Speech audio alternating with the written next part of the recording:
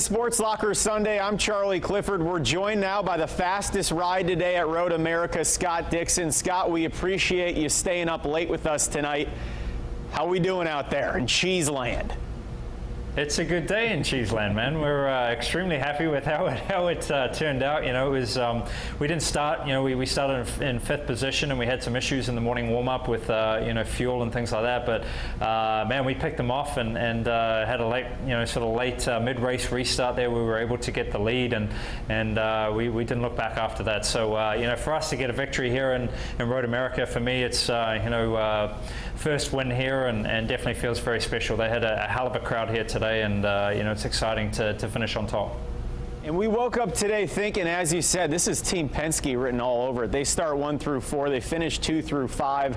Where was your mindset this morning, knowing that you had to get past these 4 right off the bat? Yeah, they were definitely a little bit greedy in qualifying, you know, filling the first two rows. But you know, for us, we weren't really sure how it was going to play out. You know, we knew we'd have good pace, but you know, they have been extremely strong. I think just about every practice session they topped, you know, the first 4 spots. So you know, Honda, I think, and everybody at HPD have done a phenomenal job, you know, to get the power, but also the fuel mileage. I think that definitely played a big key today. But also, you know, the team was just flawless. You know, we had great stops. You know, the strategy was on point, and then that tire situation where we had that restart to go around the outside of Joseph Newgarden in turn 1 was definitely the key to the race today. So it's cool, man. It's cool to you know, be in victory lane with NTT data for the first time, and excited for them. Been a crazy ride this year. 41 wins for your career. 1 more to go to catch Michael Andretti for 3rd all-time. I know AJ's still at the top of this mountain looking down with 67 wins, but how much do you think about where you might stand when this thing's all said and done? It's hard to know, man. You know, I think AJ's definitely pretty safe up there, man. He's looking down off a very large hill there. So, you know, it's for me, it's, you know, I just love doing what I do. I feel very privileged and very lucky to be able to wake up each day and race cars, and especially for, you know, organization, you know, like Chip Ganassi Racing, and we'll keep building. You know, we're in the industry of winning, and unless you're winning, you know, you're not getting the job done. So, you know, today we definitely got the job done. We, you know, got another win to that column, you know, and hopefully we can add to that. But it's so tough, and the Verizon IndyCar Series right now, the competition level is just through the roof. So you got to take it as and when you can, and today we definitely emphasized in all areas.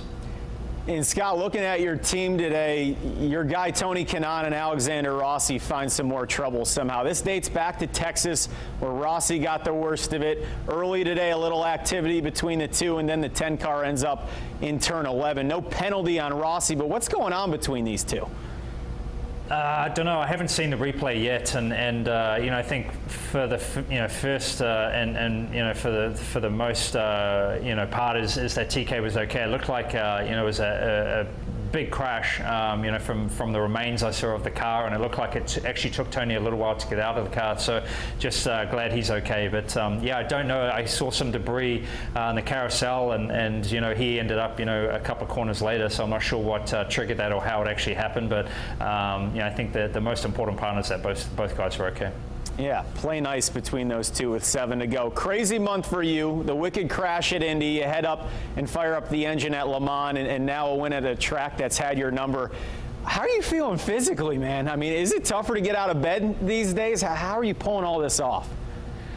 I'm looking forward to the week off, and it's normally I don't like to you know, take any time out of the car, but I'm definitely looking forward to chilling out with you know, Poppy and Tilly, and Emma gets back from England here on Tuesday, so some nice R&R, man. I'll hopefully be relaxing on a couch, you know, and you know, taking in some TV. But it's been, you know, from Indianapolis, it's been crazy to, you know, being held up at Taco Bell, to, you know, the horrific crash in the race, and then having another incident at Texas where we got crashed out late in the race, and then straight onto Le Mans. So it's definitely been a busy you know, 4 or 5 weeks, and you know, it's nice to come off a win and have a week off too. Scott, we appreciate it. Enjoy the time with the girls. You got a 34-point lead, my friend, with 7 races to go. Good luck hanging on to that.